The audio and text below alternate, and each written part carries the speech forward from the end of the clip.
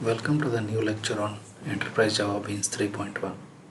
Now let us have some brief introduction about what exactly is Enterprise Java Bean. So,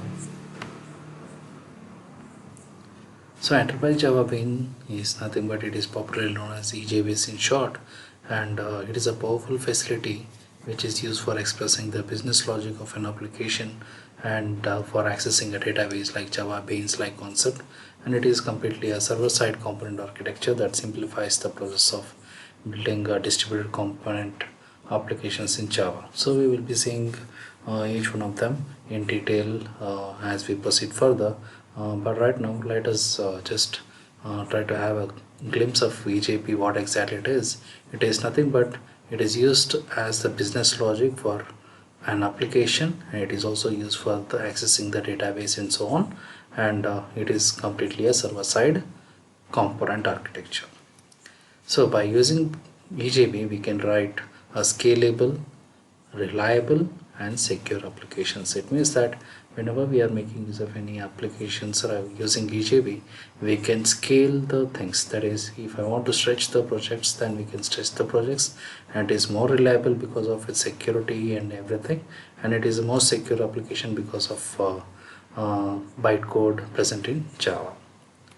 Then let us understand what is the problem domain uh, for writing a good software or creating a good software. So the any software should have these qualities present inside that. That is, it should be secured, then it should maintain the integrity. That is, it must be very sound and maintain integrity.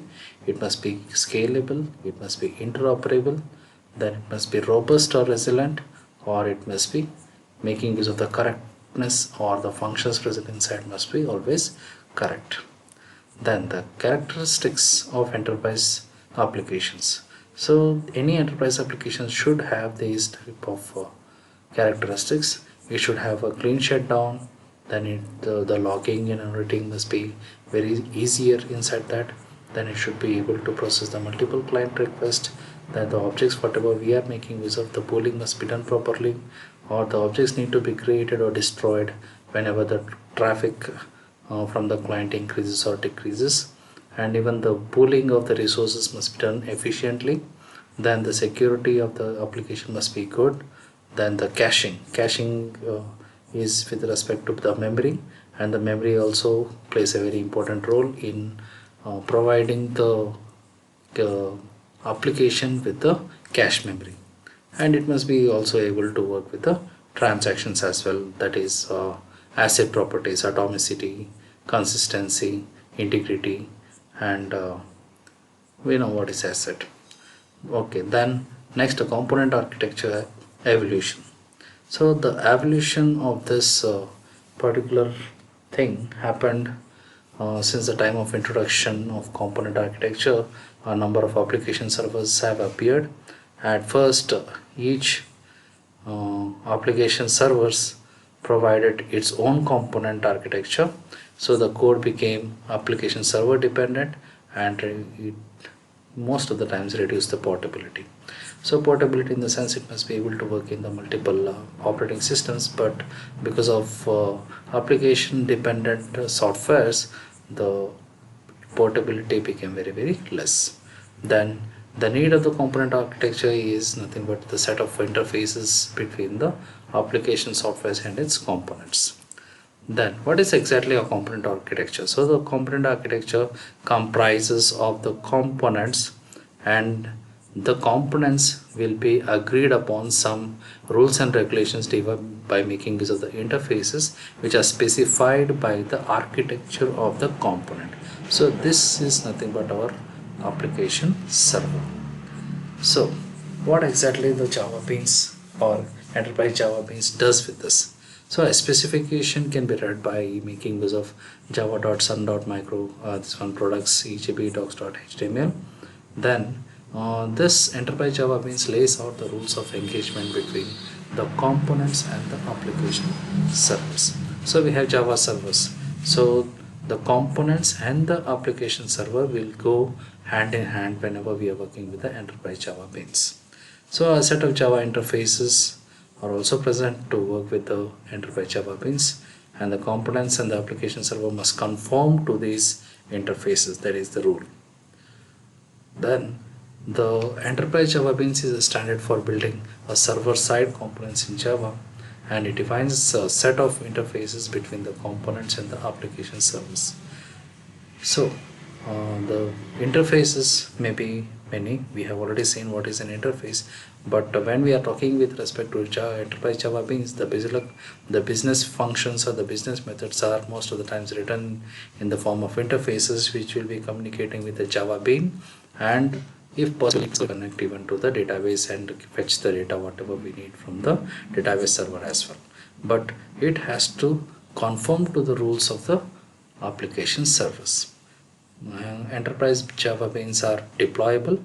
They can be imported and also can be loaded into the application server which hosts these components. So what are the benefits of the EJB? So EJB must be agreed upon by the industry. The portability is easier. The application development is very rapid. Then it provides the support for the characteristics required by any enterprise application. Then how exactly we can break up the responsibilities of any enterprise architecture.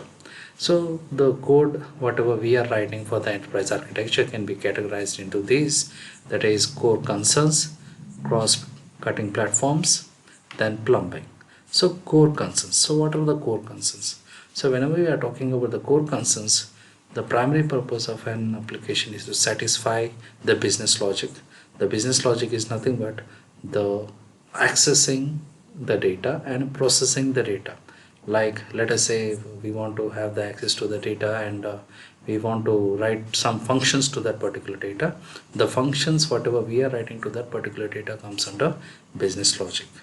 So we try to dictate some of the rules what is expected from the program by making use of the business logic, and all functions which are related to the fulfillment of this business logic fall into the category of core concerns.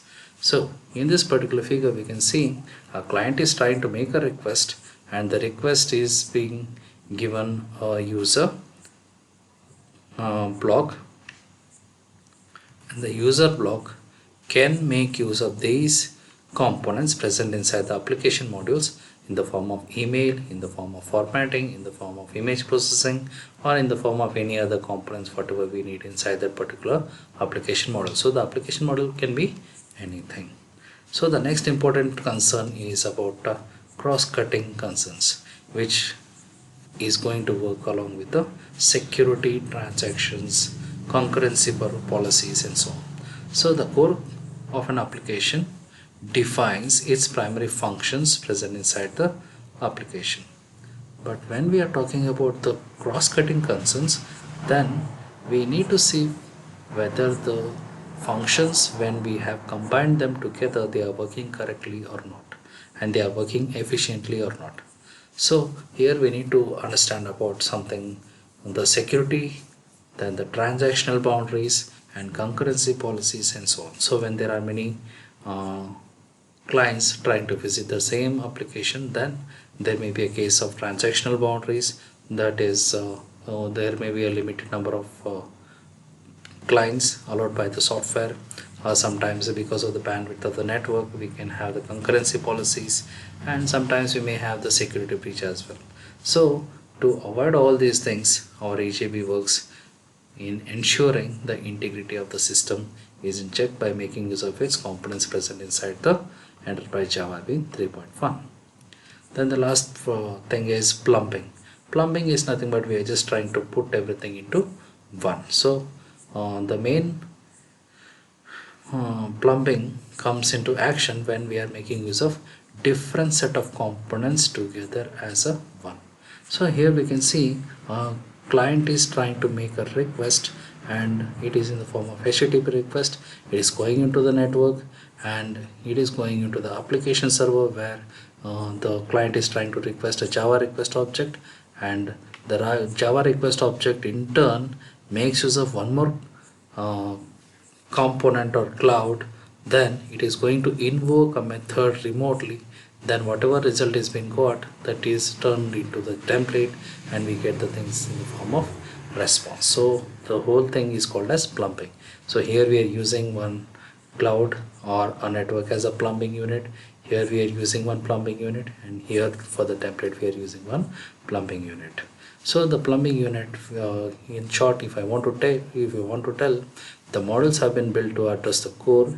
Still, there is a matter of getting the invocations from point A to point B. So plumbing provides this routing and may take several forms. So forwarding control from an HTTP request to some action handler, in this case Java request object, and obtaining a JDBC connection or Java mail extension. In this case we are trying to have the invocation of the data, then mapping a non-native request like JSON, ActionScript, RDBMS, SQL into the Java object. So these things, JSON, ActionScript, then RDBMS doesn't belong to Java, but we need to put them together in order to make the application work efficiently.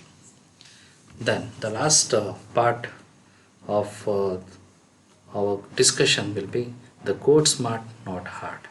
So let's say we want to register a new user system, a new user with the system, building everything in-house with traditional object-oriented methodology. Then we would see some of the below points. So we want to register a new user with the system. So that is our main objective. So what we do here is we just make use of check that we have a permission to register someone new. So this is the security issue. Then start a boundary. So everything is ensured to complete together without affecting anything else. So here we are just trying to make use of the transactions ACID properties and try to make use of all these things work together without affecting the other part of the application. Then get a business worker delegate from some pool or cache. So we have control over the concurrency. So whenever we are trying to have the access to that remote methods, then we have to see that the concurrency may not occur or the performance and transaction isolation is done whenever we are making use of the business worker. Then sometimes we need to even get into the database, and we know that database supports many people, so there we need to understand even about the resource management. So the resource management is also being controlled by the EJB. Then we store the user. So that is what we are trying to do with this application, that is registering a new user. So for that we are storing the user. Then we make use of the simple mail transfer protocol. So that is mail server, which is nothing but a resource, and that resource is being hooked to our application and give a confirmation mail to the person who is going to register to our new system. Then next we return a worker so another call may use it. The business logic or the function whichever has been called by us, it has to be deleted from the memory or it has to be released by the complete the client, so that it is ready for the other people to work on. So the performance and the transactional isolation comes into picture in this.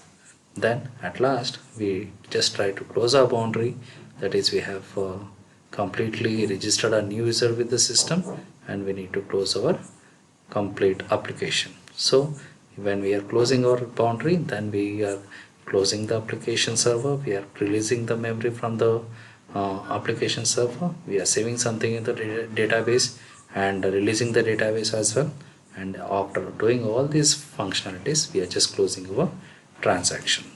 So this is how we are trying to code smart, not hard. So all these things will be done by our EJB without having any more code to write. Only we need to write the logic behind the business logic, or we need to write the function whatever is needed for the particular transactions to be done. Okay, so we'll just continue in our next lecture. Thank you.